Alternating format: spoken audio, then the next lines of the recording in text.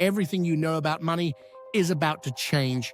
Governments around the world are racing to release central bank digital currencies, CBDCs, but these aren't like Bitcoin. They're not decentralized, they're not optional, and they come with strings attached.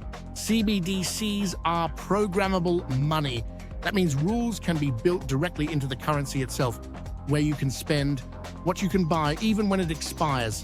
If that sounds extreme, consider this. China already uses its digital yuan with expiration dates to control spending, and other governments are watching closely. This isn't a future scenario. Pilot programs are live right now in Europe, Asia, Africa, and the Americas, and they're all based on one idea: ultimate control. Unlike cash, CBDCs are fully traceable. That means every transaction, every donation, every purchase, permanently recorded.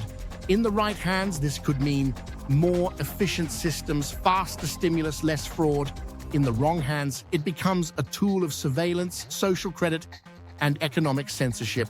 CBDCs aren't just new money. They're a new form of governance.